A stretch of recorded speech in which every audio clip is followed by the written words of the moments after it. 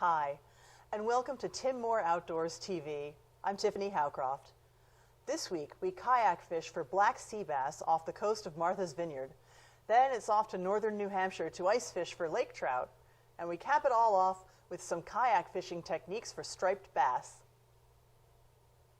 What you want? What you want? Come on. What you want?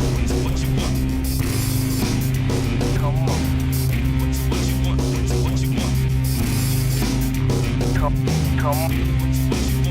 What you want? Come on.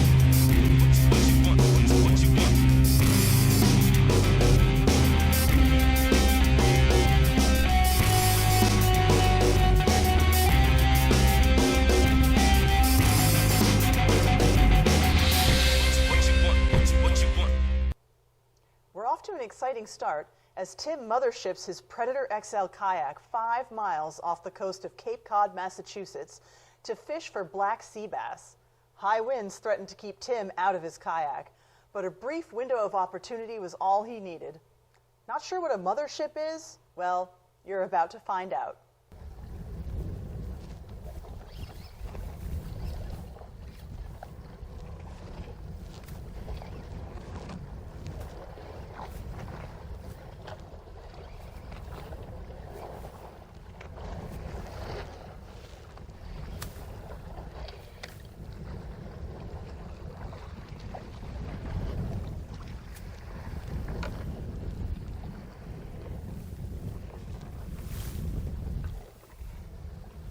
That Trophy Elite doing its thing. I'm Tim Moore from Tim Moore Outdoors. Welcome to this episode. We're fishing 5 miles off the coast of Falmouth, Massachusetts. I'm out here with Daddy Mac Lures, Jack and Jack Jr. and Colton. We're vertical jigging for black sea bass. We've mothershipped my Old Town Predator XL Minn Kota out here. We're gonna see what kind of fishing action we can get into. Hopefully we can get some bigger than this. Stay tuned. You know, one thing I want to mention is, you know, we're 5 miles. It's pretty rough. This is conditions that I probably would never fish in my kayak unless I had the safety of a boat nearby with my safety crew. Jack's a licensed Coast Guard captain, so you know, safety is paramount here. No fish is worth putting my life in danger. So, like I said, we waited. It was rougher than this early this morning, so we waited until it started to lay down a little bit, and it's not too bad. I could actually fish in this, but obviously getting out here would be the trick. So we're vertical jigging. We're fishing wrecks and rock piles. We've done a little test fishing this morning before we put the boat in. We had a bit of a wait before we could get the kayak in the water. It was a lot rougher than this when we got out here, and so we learned that on these rock piles like we're on now, fish aren't going to come very far off the bottom, so we got to keep the jig close to the bottom. But you also want to keep it as vertical as possible. So as the current sweeps that out, it's going to raise your jig off the bottom. It's going to bring it up to the bluefish territory. We're going to end up hooking a lot of bluefish, which are fun, but not exactly why we're here. So every now and again, I'm going to want to reel in and re-drop. I think I'm fouled right now. No, I've got some seaweed. Reel in, re-drop. It keeps you more vertical in the water column. But if they're not hitting right away, what we've been doing is working the jig up, all the way up in the water column, especially on the wrecks. That seemed to be the trick. But when you're out here, don't get locked in or pigeonholed into one style of jigging, because what worked first thing in the morning for us all of a sudden didn't work anymore, and we had to go to dead sticking, and we were catching fish on the dead stick, just holding it here, keeping it down near the bottom and just letting it run over the fish, because that jig's still doing its thing down there as it goes through the water. It's swirling and wiggling around down there, driving those fish crazy. So sometimes when the fish are a little lazy, you just want to dead stick it and drift it through them, and that's all you got to do. So right now I'm fishing with the 3.5 ounce Trophy in green mackerel. This has been the hot lure for me today. We got them on the 2.8 Elites earlier in the squid and Sandy L Green. We did well with those, but For some reason, they want these bigger jigs, so that's what I'm gonna give them. What we're doing is just kind of making that lure dance. So all you wanna do is make that lure dance. Sometimes just give it a jig to let it fall back down into the water column and keep making contact with the bottom every now and again. Because like I said, that current's gonna tend to sweep the jig away. So dropping it till I hit the bottom, reel it up about a crank, give it a few bumps. Can even work it up through the water column like we were doing on the wreck earlier, was working really well. But we found drifting through these humps, there must be some mussel beds or something down here that these fish are on. Drifting through them, just dead sticking a lot of the time has been catching fish for us. So I've been sticking with the dead stick most of the morning. I'm not sure how many drifts we have left. It's getting pretty rough again. The wind's starting to kick back up, so we're gonna play it safe and probably pull this out of the water pretty soon and just get back in the boat and do some fishing out of the boat. Lots of small nibbles.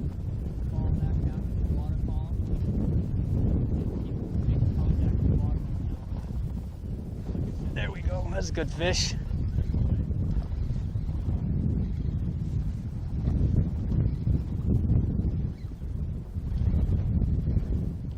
What a lot of people don't realize, they don't show you when they're filming fishing shows, is that boat control and position for a cameraman can be a nightmare at times. Another little guy. It's not quite what we're looking for, but I'm gonna get it right back down there again and see if I can't hook up another one.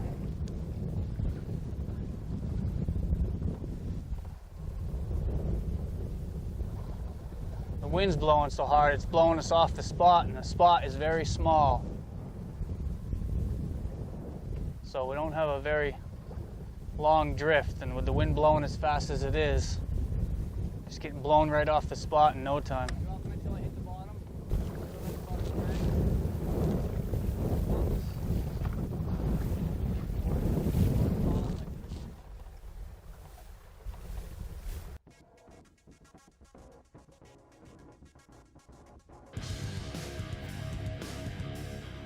That fish almost pulled the rod out of my hand. I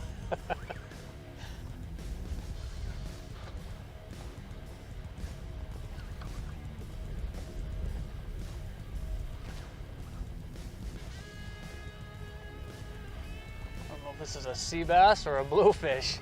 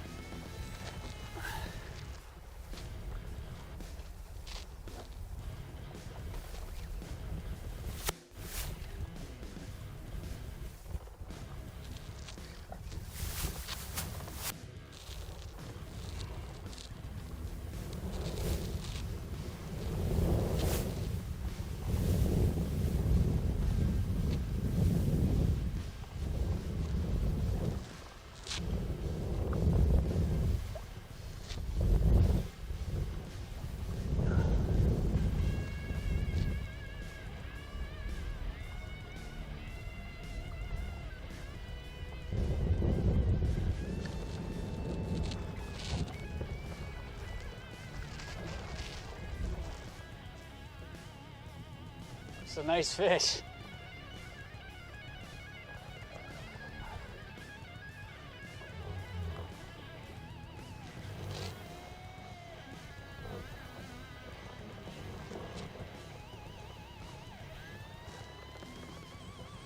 Oh yeah, nice black sea bass.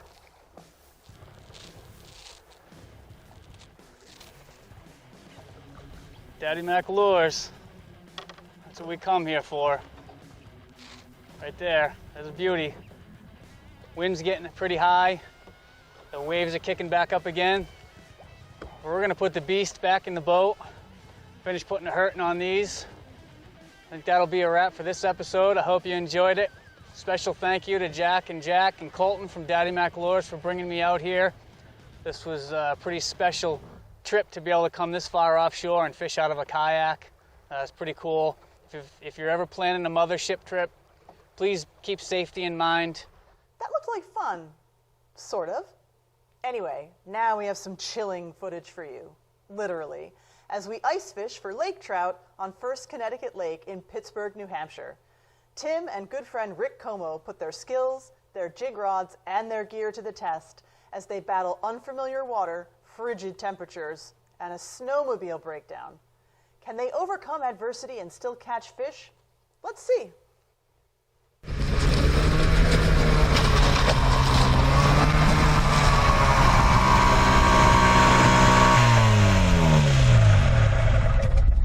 Hey folks, welcome to this episode of Tim Moore Outdoors. We're in Pittsburgh, New Hampshire on First Connecticut Lake. With my good friend Rick Como. We're fishing for lake trout. It's beautiful, beautiful morning. There's no wind. It's cold, but no wind at all. It's awesome. We're gonna have a good time. Stay tuned.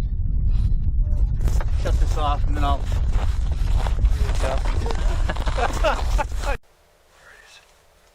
There we go. Come on.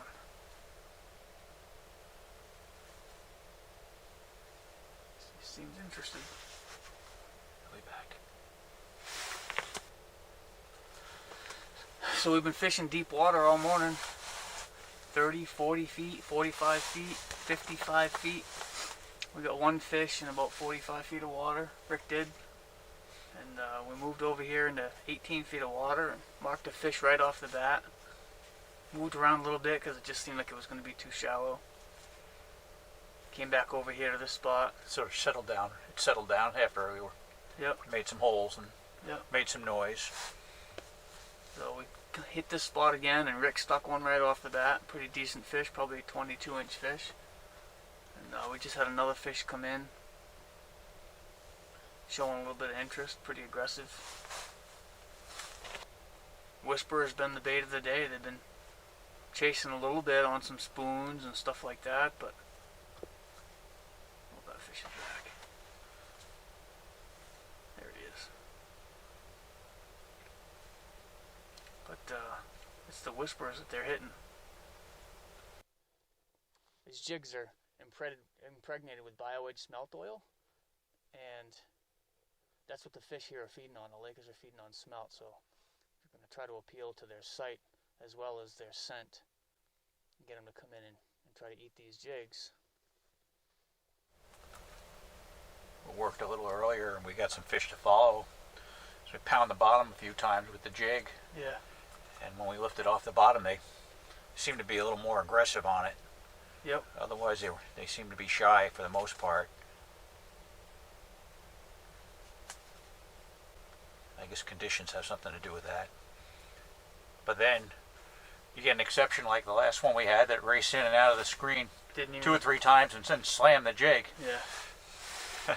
Yeah, you never know. I mean, it's hard to say what triggers them sometimes, you know. It's just the right. Sometimes they chase it enough time and they just get tired of chasing it and they come in like that last one and they just whack it.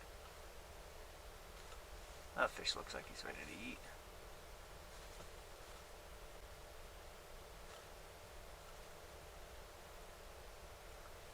Similar situation now. We get a fish that keeps racing in. Seems like every time he shows up, he's a little bit more aggressive. So he's definitely starting to get ready to. Looks like he's getting ready to eat the jig. Just gonna have to keep working him. Yep. I think it helps sometimes you give the jig a little hard move, something a little different. Maybe trigger a reaction bite out of the fish, you know, that just keeps giving it a hard look, and just got to mix it up until you find what he's going to take. So we were in this particular spot yesterday, about 17 feet of water, and the fish were coming up on this flat. So hopefully they'll be back today. So basically what we're going to do today is we're going to start out in shallow water, this 17, 18 foot range. We'll fish here for 20 or 30 minutes, we don't have any fish come in, then we're gonna move into 30 or 40 feet of water. And we're just gonna keep moving around until we find a depth where there's some consistent fish coming in. And we're gonna move as often as we have to stay on fish. There's a fish. Get him? Rick's on. Good deal.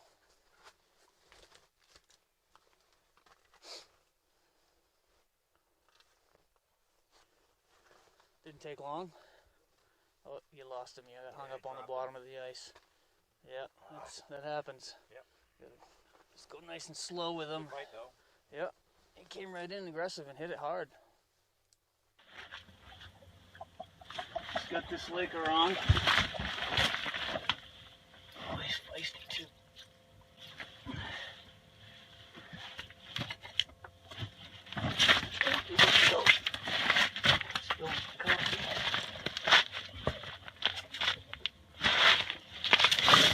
Not a huge fish, but it's all right. They all work. That white tube, it's the first one we caught this trip without using whisperers. So pretty happy to get this fish. And we're gonna close out the trip. We got some snowmobile problems that we're having. We're gonna head for home. I've got 3 clients in 3 days, so we get a picture of this fish, get him back in the water, and we'll see you on the next one. Thanks for watching.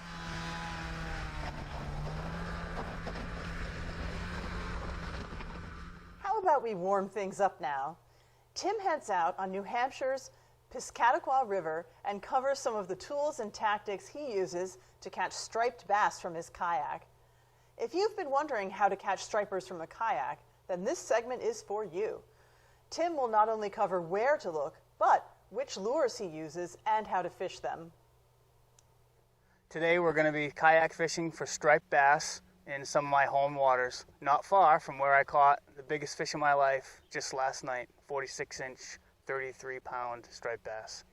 Today I'm going to cover some of the techniques that I use to find striped bass, some of the lures that I use to catch striped bass, and some key elements of striped bass fishing from the kayak. Hope you enjoy the show. Thanks for watching.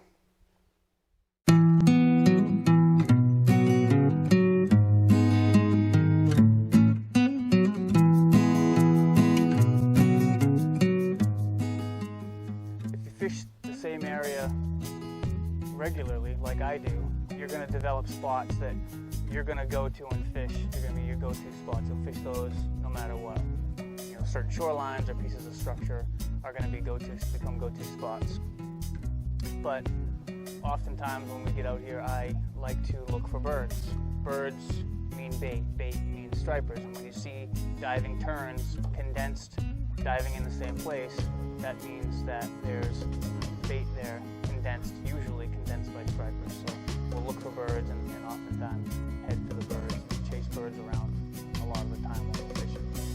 But until the birds materialize, you gotta have something to do. So I'll pick a piece of shoreline or something, just drift it, and make some casts in the shore as if I were largemouth bass fishing and try to catch some of those fish that are cruising up and down the shore.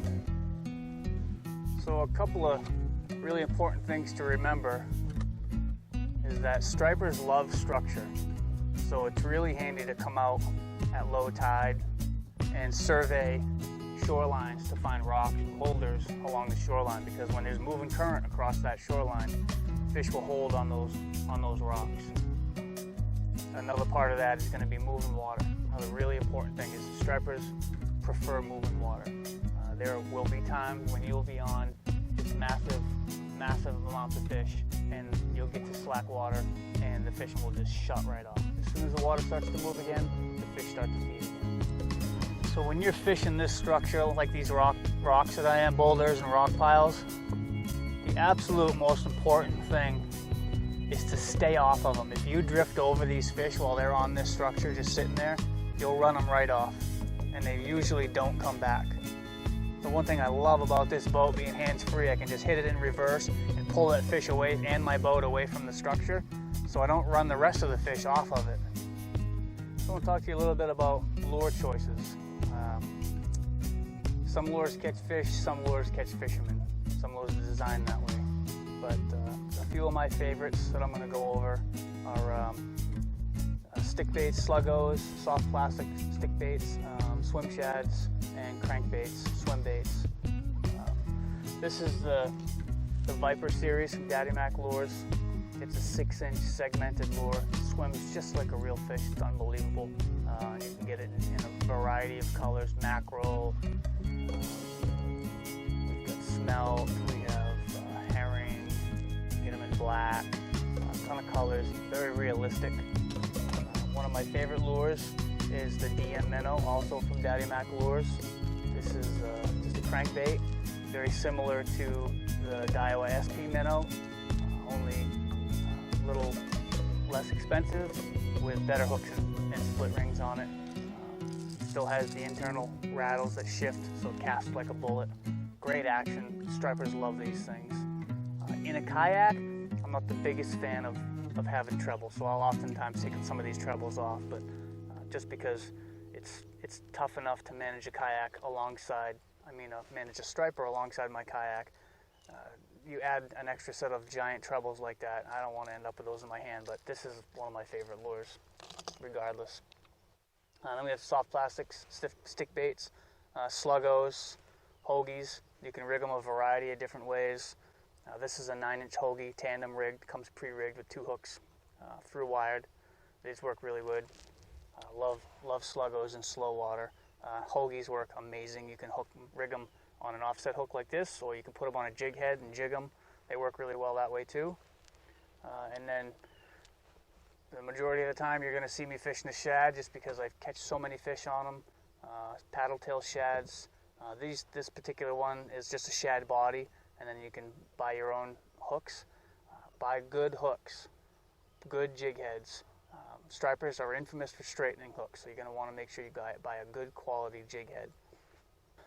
Color is typically, there's a general rule I follow, and then beyond that, color is the last thing that I change. On bright days, I fish bright colors. Sunny days, I like to fish whites, reflective lures. On dark days or at night, fish darker colors, blacks at night. The way I like to fish these shads is I like to rip them or yo-yo them. You can just cast and retrieve these shads, but I prefer this ripping action. These shads are designed to create vibration, so that paddle tail is going to create the vibration in the water as it swims. There's one. That's what's going to make these fish key in on it. It's going to get their attention.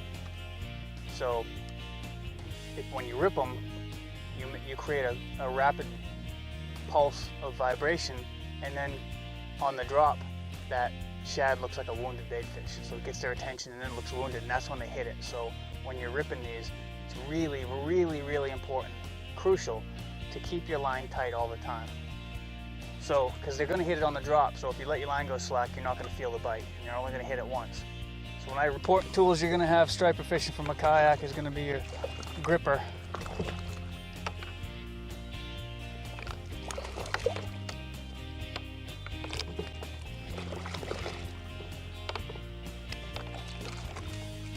It's going to allow you to get a hold of this fish. That hook just fell right out. And keep your hands away from that hook. Another purpose it serves is if you did get a big fish on, you want to get a photo of that fish. You don't want to hold that fish out of the water any longer than you have to.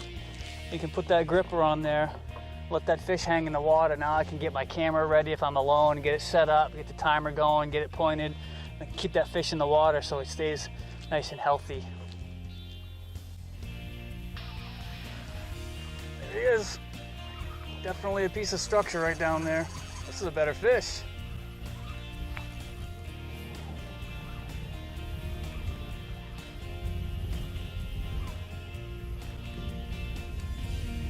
A nice little run.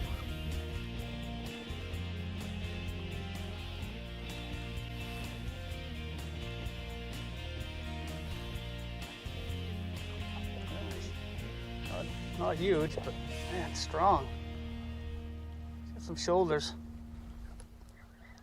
He had big ambitions.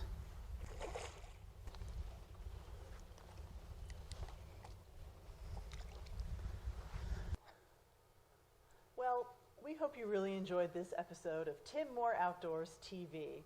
And tune in next week for more fishing adventures. In the meantime, you can watch back episodes on TimMooreOutdoorsTV.com. Thanks for watching. And remember, good things come to those who bait. What? I'm done. Look, come on, that was funny. What you want?